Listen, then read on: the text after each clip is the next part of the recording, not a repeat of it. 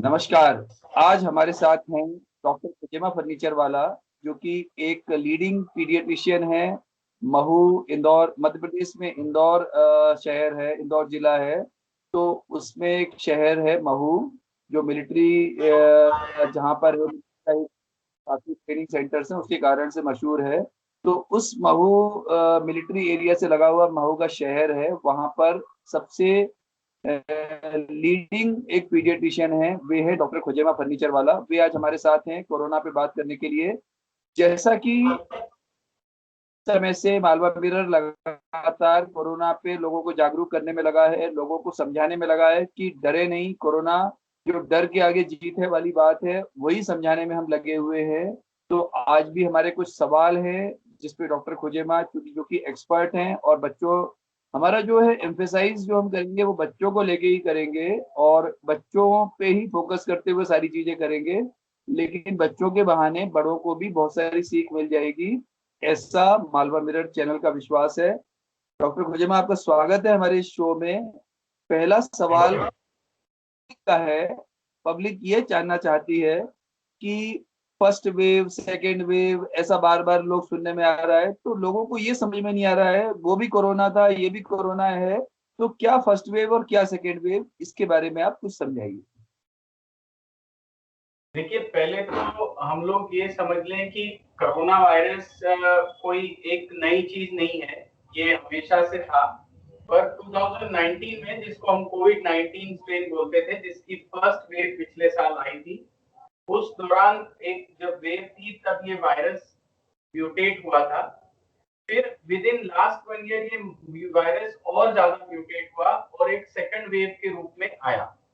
अब ये first wave और सेकंड वेव में फर्क ये है कि क्लिनिकली जैसे हम देखते हैं कि जिस प्रकार से मरीज आते हैं, पिछली वेव में जो बुजुर्ग लोग थे 60 से ऊपर के या और एज वाले, या जो जिनकी कोमॉर्बिडिटी ज्यादा थी, उनमें ही मॉर्बिडिटी और मोर्टेलिटी देखी जा रही थी। इस बार की जो वायरस का स्ट्रेन है, उसमें यंगर पॉपुलेशन का संक्रमित होना या इन्फेक्टेड होना ज्यादा देखा जा रहा है। साथ ही साथ बच्चे भी इसकी चपेट में आ रहे हैं। जब मैं ये कहता हूँ इसकी चपेट में आ रहे हैं, इसका ये मतलब नहीं है कि बच्चे बहुत ज्यादा सीरियस रूप से बीमार हो रहे हैं या उनके लिए ये बहुत घातक साबित हो रहा है। ये जरूर है कि बच्चे इन्फेक्ट होंगे और दूसरों को इन्फेक्ट करेंगे, वो एज सुपर स्प्रेडर्स बन सकते हैं, पर वो खुद इन्फेक्टेड होने के बावजूद बहुत ज्यादा सीरियस रूप से या आईसीयू जैसी स्थिति में बहुत कम 95% बच्चे एसिम्प्टोमेटिक टू माइल्डली सिम्प्टोमेटिक, मतलब बहुत ही कम उनमें लक्षण आते हैं या ना के बराबर लक्षण आते हैं और वो ठीक हो जाते हैं।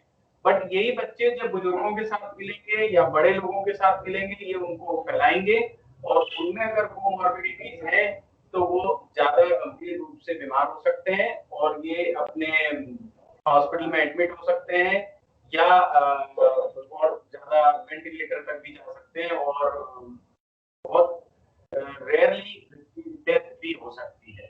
पर बच्चों में डेथ रेट बहुत कम है, ना के बराबर है, और सीरियस इन्फेक्शन भी बहुत कम है। जी राजेश जी, अब आप एक नेक्स्ट सवाल।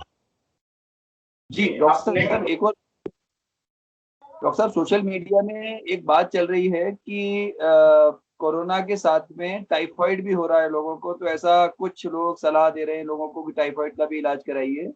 तो पब्लिक ये जानना चाहती है कि इसमें सच्चाई क्या है, और आखिर इससे मतलब इस अगर ये सही खबर है तो हम अपने उस हिसाब से अपने आप का ध्यान रखें, और गलत खबर है तो फिर हम उस पे ध्यान ना दें, उसको भ्रामक माने। इसके बारे में जरा आप प्रकाश डालिए। जी, पहली बात तो ये है कि ये सीजन जो अभी आया है, इसके अंदर बहुत सारी ट्रॉपिकल डिजीज है, जैसे मलेरिया, डेंगू, टाइफाइड, ये सब हो सकते हैं पानी दूषित होने की वजह से। लेकिन इसका कोई कोरोना से कनेक्शन नहीं है।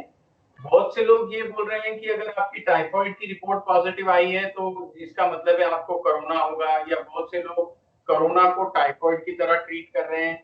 ये सारी चीजें भ्रम फैलाने वाली हैं। इनका कोई आपस में तालमेल नहीं है। और टाइफाइड का एक बैक्टीरियल बीमारी है जिसकी एंटीबायोटिक्स है, वो उस हिसाब से ट्रीट किया जाता है, जबकि कोरोना एक वायरल डिजीज है जिसकी कोई स्पेसिफिक दवाई नहीं है, ये सिम्टोमेटिकली ट्रीट किया जाता है। तो मेरे हिसाब से ये एक गलतफहमी है कि टाइफाइड और कोरोना साथ में हो रहा है, या होना संभव है लेकिन ऐसा ही हो रहा है, ज्यादातर ऐसा देखा गया है, ये एक मिसकंसेप्शन है।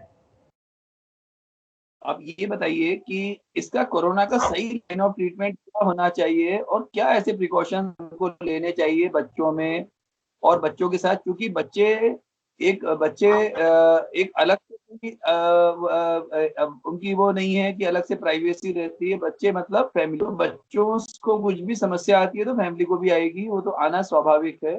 तो क्या प्रिकॉशंस लिए जाएं और लाइन ऑफ ट्रीटमेंट क्या होना चाहिए? राजेश जी, आपने एक बहुत बढ़िया सवाल किया है। बच्चों में जब संक्रमण पाया जाता है तब उन्हें आइसोलेट करना बहुत मुश्किल हो जाता है। वो अकेले तो रह नहीं सकते हैं, यानी उनके साथ मदर या फादर या दादी या दादाजी कोई रहेंगे।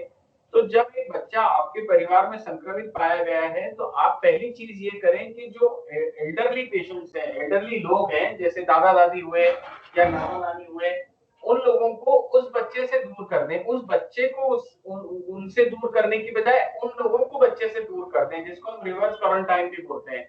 यानी जो व्यक्ति संक्रमित नहीं है उसको अलग हटा दें, क्योंकि बच्चे सुपर स्प्रेडर्स होते हैं, वो जरूरत से ज्यादा इन्फेक्शन फैला सकते हैं बिकॉज वो घूमते रहते हैं। आप कितना भी बोले, वो छोटा बच्चा है वो मास्क नहीं लगाएगा, वो मम्मी के साथ ही सोएगा, और छोटा बच्चा है वो फीडिंग भी कर रहा है मदर का, तो उसको मदर से अलग करना संभव नहीं है। तो उनसे हमें प्रोटेक्शन कर लेना चाहिए। और रही बात बच्चों को के सीरियसली बीमार हो जाने की या उन्हें हॉस्पिटल में जरूरत तो नहीं पड़ेगी भर्ती करने की, ऐसा बहुत रेयरली देखा जाता है। अभी मेरे पास दिन भर में काफी सारे कॉल्स आते हैं जो पेरेंट्स ने जांच कराई, उनकी पॉजिटिव आई तो उन्होंने फिर बच्चे की भी हाथों हाथ करा ली और वो भी पॉजिटिव आई, तो वो ये जानना चाहते हैं कि भाई एडल्ट डॉक्टर ने हमें तो ट्रीटमेंट दे दिया, हम बच्चों के लिए क्या करें। तो मैं आप सभी को आप सभी लोगों को आपके चैनल के माध्यम से आश्वस्त करना चाहता हूँ कि ज्यादातर बच्चों में संक्रमण एसिम्टोमेटिक या बिल्कुल बिना लक्षण के या बिल्कुल मामूली लक्षण या माइल्डली सिम्टोमेटिक पाया गया है। उसमें आप ट्रीटमेंट, अगर बुखार आ रहा है तो बुखार की दवाई दे दीजिए, पैरासिटामोल सेफ है, किसी भी ब्रांड की आप दे सकते हैं। अगर सर दर्द हो रहा है, सर दर्द के लिए भी पैरासिटामोल काम आएगी। गीले कपड़े से बच्चे को गुनगुने पानी से सिर से पांव तक पहुंचे, 3-4 दिन के अंदर ये अपने आप ग्रेजुअली कम होते होते ठीक हो जाएगा। साथ ही साथ आप, अगर बच्चा 2-3 साल से बड़ा है और वो अपने आप को जल ना जाए ये ध्यान रखते हुए उसको भाप दे सकते हैं गर्म पानी की। साथ में दिन में 3-4 बार उसका सैचुरेशन चेक करिए। अगर आपके घर में कोई ओपन स्पेस है जहाँ पर वो अकेला खेल सकता है या आपकी निगरानी में थोड़ा बहुत फिजिकल एक्टिविटी कर सकता है, साइकिल वगैरह चला सकता है, तो उसे चलाने दें। उसको कैद नहीं कर सकते आप, वो संभव नहीं है। आप 10-12 दिन कैसे एक बच्चे को कमरे में बंद करके रखेंगे। जी। बाकी अब इससे डॉक्टर साहब अलावा ये था, नहीं। जी जी, अच्छा डॉक्टर साहब एक और बात थी कि रेमडेसिविर के बारे में आपने भी देखा होगा, खूब वीडियोस भी आ रहे हैं, न्यू खबरें भी आ रही हैं, कहीं पे रेमडेसिविर लूट लिया। रेमडेसिविर के लिए कोई कह रहा है कि मैं आत्मदाह कर लूंगा। ऑक्सीजन और रेमडेसिविर दो ऐसी चीज हैं, तो ऑक्सीजन तो हमको मालूम है कि वो एक वाइटल चीज है। रेमडेसिविर पे अभी सुनने में आया है कि WHO ने गाइडलाइन जारी की है, उसके बारे में बताएंगे आप? देखिए सर, पहली बात तो हम ये समझ लें कि रेमडेसिविर एक लाइफ सेविंग ड्रग नहीं है। पहली बात, मतलब ये इससे लोगों को कंफ्यूजन ना हो इसलिए मैं थोड़ा क्लेरिफाई करता हूँ। कुछ लोगों में जिनके अंदर संक्रमण बहुत ज्यादा फैल चुका है, ये थोड़ा बहुत असरदार पाया गया है, लेकिन इसका ये मतलब नहीं है कि जिस किसी को भी रेमडेसिविर लगेगा वो ठीक हो जाएगा, या रेमडेसिविर नहीं लगा तो वो और बीमार हो जाएगा या जान जा सकती है, ऐसा नहीं है। रिसेंटली अभी 2 दिन पहले WHO ने अपना एक स्टेटमेंट दिया है जिसके अंदर उन्होंने रेमडेसिविर को कोरोना वायरस के एसेंशियल ड्रग लिस्ट में से हटा दिया है। और उनका ये जो दावा था पहले, जिस प्रकार से हाइड्रोक्सीक्लोरोक्विन के लिए एंटी मलेरिया दवाई का कि भाई इससे कोरोना ठीक हो जाता है, उसी प्रकार से रेमडेसिविर का भी कोई 100% रोल नहीं है। मेन रोल सिर्फ आपकी इम्यूनिटी का है, आपकी सिम्प्टोमेटिक ट्रीटमेंट का है जो आपके डॉक्टर दे रहे हैं। बेसिकली इस प्लेटफॉर्म से हम बहुत डिटेल में नहीं बात कर सकते हैं क्योंकि ये डिजीज नहीं है, डॉक्टर्स के लिए भी नया है, सब हिट एंड ट्रायल पर चल रहा है। तो मेरा कहने का मतलब है कि पहली बात तो हम अपने मन से कुछ भी चीजों का आकलन ना करें, अंदाजे ना लगाएं और आपके डॉक्टर की सलाह के बिना कुछ भी ना करें। अभी जैसे कि रेमडेसिविर इतना हो गया है टीवी में, न्यूज़पेपर में, व्हाट्सएप पे, मोबाइल पे, तो आदमी ऐसा सोचता है कि यार जैसे सोना खरीदना था ऐसे मैं रेमडेसिविर खरीद के रख लेता हूँ, कभी जरूरत पड़ी मुझे नहीं तो कोई रिश्तेदार को या किसी इसको तो मैं एक ऐसे बुक पे दे दूंगा। पर जब आप उसको स्टॉक करके रख रहे हैं आपको जरूरत ना होने के बावजूद, तो आप किसी व्यक्ति को जो सही में बेड पर है, आईसीयू में है, उसको आवश्यकता है, उसके डॉक्टर ने रिकमेंड किया है, उसको उस दवाई से वंचित कर रहे हैं क्योंकि स्टॉक तो लिमिटेड है, डिमांड ज्यादा है, सप्लाई कम है। तो जिन लोगों को आवश्यकता नहीं है वो अकारण उसका इस्तेमाल ना करें या उसको ले लेकर ना रखें, या इससे आप ना काला बाजारी को, जो लोग आपके इमोशंस के साथ खेलते हैं उन्हें प्रोत्साहन दे रहे हैं, वो आपको ज्यादा भाव में ये दवाइयों को बेचेंगे और कोई नकली भी बेचेंगे। अभी बीच में मैं पढ़ रहा था कि 400 डोज इंदौर में पकड़े गए नकली रेमडेसिविर के। तो जब आप कोई चीज इस प्रकार से लेंगे, बिना बिल के लेंगे, तो उसकी ऑथेंटिसिटी को भी आप प्रूव नहीं कर सकते हैं। जी। डॉक्टर साहब एक और बात थी कि बार बार सरकारों पर सवाल उठ रहे हैं कि सरकार सही तरीके से हैंडल नहीं कर पा रही है इस कोविड-19 के इशू को, सेकेंड वेव को। इसके बारे में क्या कहना है? देखिए सर, सरकार का एक अपना रोल है हर चीज के अंदर। मैं ये समझता हूँ कि सरकार को हमेशा जिम्मेदार ठहराना भी ठीक नहीं है। हम सबकी अपनी जिम्मेदारियां भी हैं जो हमें निभानी चाहिए। बहुत से बड़े बड़े विश्व के देश हैं जिनका अनुसरण दूसरी कंट्रीज करती हैं, जो फर्स्ट वर्ल्ड कंट्रीज कहलाती हैं, जो वेस्टर्न वर्ल्ड है। वहां पर भी संक्रमण तेजी से फैल रहा है, वहां की सरकारें मतलब उसको उतनी अच्छी प्रकार से कंट्रोल नहीं कर पा रही है। तो ये कहना थोड़ा सा ज्यादा होगा कि भाई किसी पर्टिकुलर गवर्नमेंट की वजह से या किसी पर्टिकुलर नेता या पार्टी की वजह से ये संक्रमण फैल रहा है। हम सब इसके लिए जिम्मेदार हैं। अगर मैं मास्क मास्क नहीं लगाता हूँ जब मैं रोड पर हूँ, या जब मैं अननेसेसरी कोई लोगों से मिलता हूँ, पार्टी करता हूँ, तो वो एक गलत गलत तरीका है, उससे संक्रमण फैलेगा। लेकिन मैं मीडिया पर देख के या किसी ने एक व्हाट्सएप मैसेज भेज दिया भड़काऊ, उसको देख के सरकार को कोसने लगूं या किसी व्यक्ति विशेष को कोसने लगूं कि इसकी वजह से किसी की डेथ हो गई। ऐसा नहीं है, कोई भी नहीं चाहता कि भाई आप भी, अगर कोई भी सरकार नहीं चाहेगी कि उसकी बुराई हो, लोग तो वो तो यही चाहेंगे कि अच्छाई हो। फिर भी एक more of a political question है। मैं एक मेडिकल पर्सनल हूँ, तो मैं आई थिंक मैं राइट सूटेड पर्सन नहीं हूँ इस सवाल का जवाब देने के लिए। मेरा तो आपसे ये कहना है कि ये वायरस अभी बहुत जल्द खत्म नहीं होने वाला। जिस प्रकार से आप अडॉप्ट करते हैं किसी सिचुएशन के लिए, जैसे आप ठंडी कंट्री में जाएंगे तो हम स्वेटर पहनेंगे, ज्यादा गर्म कपड़े पहनेंगे, सॉक्स पहनेंगे, ग्लव्स पहनेंगे, कैप पहनेंगे, अपने आप को अडॉप्ट करने की कोशिश करेंगे। हमारा सिस्टम भी अपने आप को उस क्लाइमेट के लिए अडॉप्ट करने की कोशिश करेगा। इसी प्रकार से वायरस भी अडॉप्ट हो रहा है, वो भी आपके वातावरण में, आपके शरीर में ज्यादा संक्रमण फैलाने की कोशिश कर रहा है। इसका ये मतलब नहीं है कि वो खराब है, भाई वायरस अपनी जगह है, वो अपना काम कर रहा है।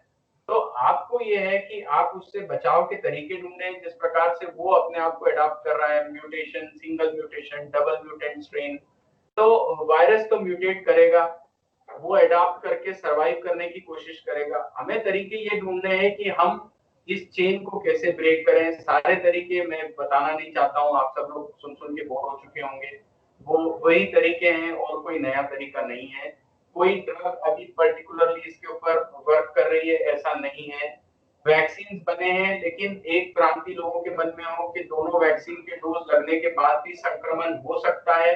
लेकिन इतना जरूर है कि वैक्सीन लगने के बाद अगर आप संक्रमित होते हैं, दोनों डोज लगने के एक आध महीने बाद अगर आप संक्रमित होते हैं, तब आपके सीरियस होने की या सीवियर डिजीज होने के चांसेस काफी कम है, आपकी मॉर्टेलिटी के चांसेस, आपके मरने के चांसेस काफी कम है। इसीलिए मेरा आप सबसे हाथ जोड़ के अनुरोध है कि जब भी जरूरत, मतलब जब भी आपकी अपॉर्चुनिटी हो, जब भी आपका नंबर आए, आप वैक्सीन तुरंत लगवाएं।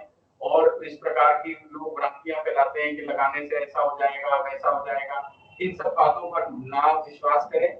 और ये एक नॉर्मल वैक्सीन है, जैसे दूसरे वैक्सीन होते हैं, आप इसको बेशक लगाएं। मैं भी लगवा चुका हूँ, मेरे परिवार में मेरे पेरेंट्स डॉक्टर हैं, वो लगवा चुके हैं, जो 75 के लगभग हैं उन्हें, और मुझे अभी तक कोई प्रॉब्लम नहीं है, ना लगाने के बाद हमें कोई प्रॉब्लम हुई।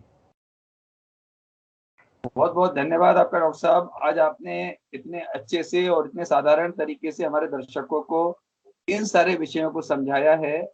और कोरोना पर आगे भी अपनी बात जारी रहेगी। जैसे देश की जंग जारी है कोरोना के खिलाफ, वैसे हमारी और आपकी बातचीत भी जारी रहेगी। बहुत बहुत धन्यवाद। धन्यवाद।